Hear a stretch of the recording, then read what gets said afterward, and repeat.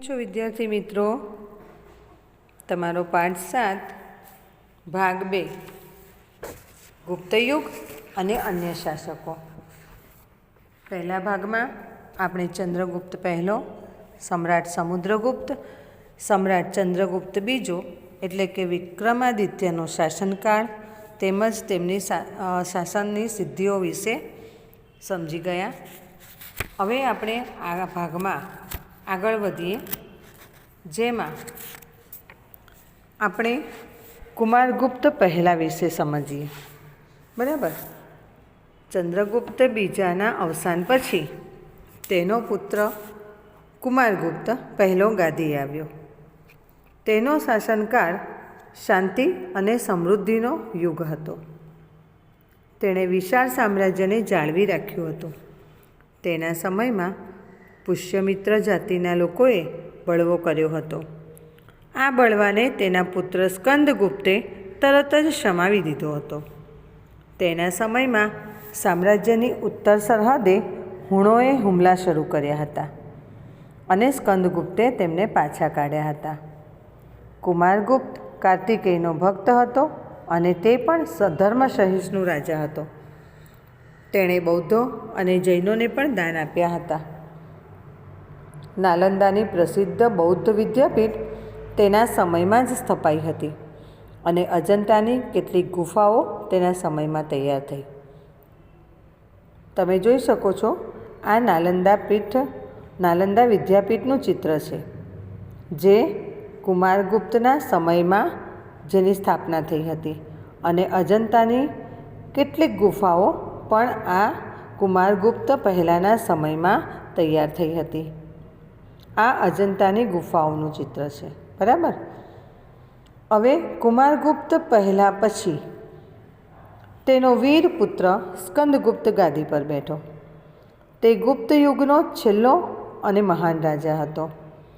ગિરનારના અભિલેખમાં જણાવ્યા પ્રમાણે તેણે શાસનકાળના શરૂઆતના વર્ષોમાં હુણોને હરાવ્યા હતા.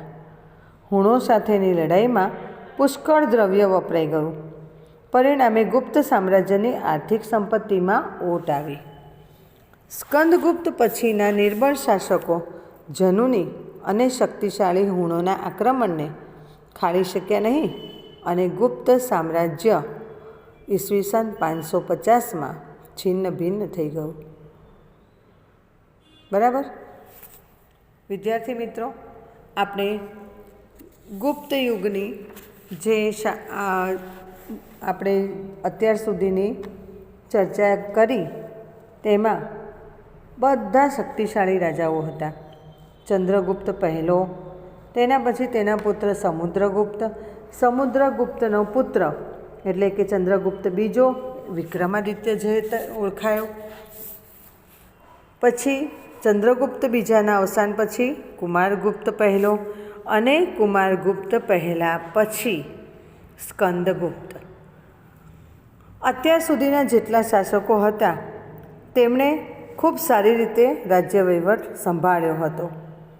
પણ આ સ્કંદગુપ્ત ગાદી પર બેઠો તે આ ગુપ્ત યુગનો છેલ્લો મહાન રાજા હતો. કારણ કે હુણોને હરાવ્યા પછી તેમની સાથેની લડાઈમાં ગુપ્ત સામ્રાજ્યની આર્થિક સંપત્તિ ખલાસ થવા આવી અને સ્કંદગુપ્ત પછીના જે પણ શાસકો હતા તે ખૂબ જ નિર્બળ હતા, જેના પરિણામે તેઓ જનુની અને શક્તિશાળી હુણોના આક્રમણને સહન કરી શક્યા નહીં અને આખરે ઈસવીસન 550માં ગુપ્ત સામ્રાજ્યનો લગભગ અંત આવ્યો. ગુપ્ત યુગની શાસન વ્યવસ્થા વિશે જોઈએ તો ગુપ્ત યુગના શાસનતંત્ર વિશે આપણને અભિલેખો, સ્મૃતિઓ અને પુરાણોમાંથી માહિતી મળે છે. તે પ્રમાણે શાસનતંત્ર કેન્દ્રીય, પ્રાંતીય અને સ્થાનિક એમ 3 ભાગોમાં વહેંચાયેલું હતું. કેન્દ્રીય વહીવટીતંત્ર કેવી રીતે ચાલતું હતું તો ચલો પહેલાં એ સમજી લઈએ. તો ગુપ્ત શાસનતંત્રમાં સમ્રાટ વહીવટતંત્રના કેન્દ્ર સ્થાને હતો. તેઓ મહારાજા ધીરાજ, પરમ ભાગવત જેવા બિરુદો ધરાવતા હતા. વહીવટીતંત્રમાં મુખ્ય સેનાપતિ મહાબલાધિકૃત, વિદેશ મંત્રીને મહાસંધિ વિગ્રહક, મહેલો અને દ્વારોના રક્ષકોના વડા હોય તેમને મહાપ્રતિહાર કહેવામાં આવતા હતા. અને ઘોડેસવાર સેનાના વડાને મહાઅશ્વપતિ અને હાથીઓની સેનાના વડાને મહાપિલુપતિ કહેવામાં આવતા હતા. રાજ્યના દસ્તાવેજો સાચવવા માટે પુસ્તપાલની પણ નિમણૂક કરવામાં આવતી હતી. હવે બીજો ભાગ છે પ્રાંતીય વહીવટીતંત્ર. આટલા મોટા રાજ્યોનો વિસ્તાર કરવા માટે અને તેનું શાસન કરવા માટે 3 વિભાગ પાડવામાં આવ્યા ગુપ્ત યુગમાં શાસન વ્યવસ્થામાં. આપણે કેન્દ્રીય વહીવટીતંત્ર વિશે સમજી ગયા. હવે એમને પ્રાંતીય વહીવટીતંત્ર નામનો એક વિભાગ બનાવ્યો, જેમાં પ્રાંતના વડા તરીકે મોટે ભાગે રાજકુમારને મૂકવામાં આવતા. કુમારામત્ય અને આયુક્ત પ્રાંતમાં મુખ્ય ભૂમિકા ભજવતા. પ્રાંતને ભુક્તિ કહેવામાં આવતું, જેના વડા પ્રાદેશિક હતા. પ્રાંતને જિલ્લામાં વહેંચવામાં આવતું અને જિલ્લાને વિષય કહેવામાં આવતો. કેટલાક નગરો અને રાજધાની પાટલીપુત્રમાં મ્યુનિસિપાલિટી જેવી વહીવટી વ્યવસ્થા દેખાય છે. તેમાં નગર શ્રેષ્ઠી, કાયસ્થ, મુખ્ય કારીગર અને મુખ્ય વેપારી એમ 4નું વર્ચસ્વ જોવા મળે છે. અને ત્રીજો છે વિભાગ સ્થાનિક વહીવટીતંત્ર. ગ્રામ કક્ષાએ સમિતિ બનાવવામાં આવતી, જેમાં વડીલો, ગામના મુખી અને અગત્યના વયસ્ક નાગરિકોનો સમાવેશ કરવામાં આવતો. આ હતું ગુપ્ત યુગનું શાસનતંત્ર. હવે ગુપ્ત યુગની આર્થિક સ્થિતિ કેવી હોય છે? તો ગુપ્ત યુગની આર્થિક પરિસ્થિતિમાં ભારતનો સુવર્ણયુગ હતો. ખેતી, આંતરિક વેપાર અને આંતરરાષ્ટ્રીય વેપાર ખૂબ જ વિકસ્યા હતા. વિશિષ્ટ ખેત પદ્ધતિઓમાં વાર્ષિક, ત્રિવાર્ષિક અને પંચવાર્ષિક ખેત પદ્ધતિઓ જોવા મળેલ છે. ઉત્તર ભારતમાં ઘઉં, ચોખા, ગાંધારમાં શેરડી, કાશ્મીરમાં દ્રાક્ષ અને કેસર તથા કામરૂપમાં નાળિયેર થતા.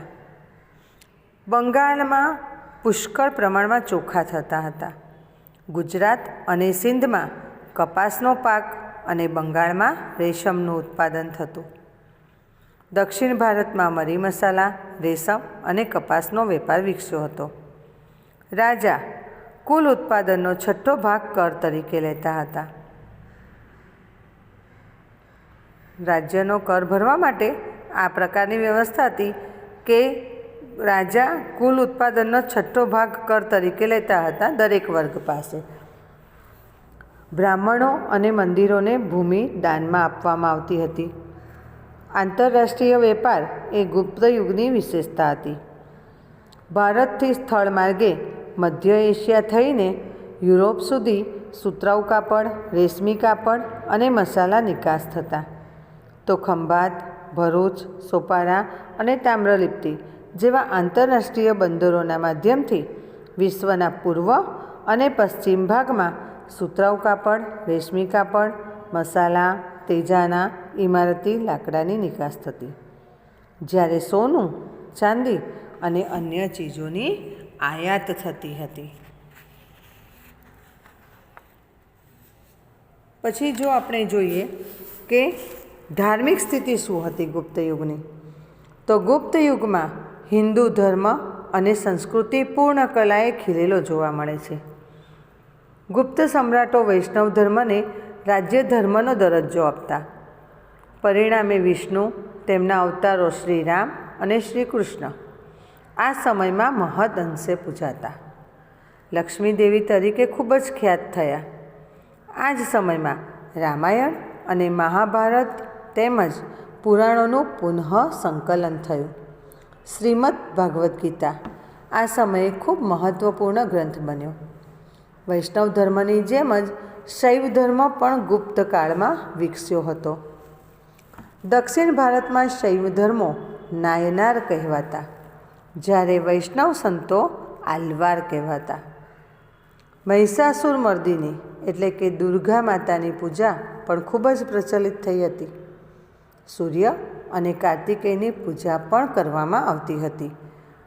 ગુપ્ત યુગના સમયમાં બૌદ્ધ ધર્મ અને જૈન ધર્મનો પણ વિકાસ થયો હતો.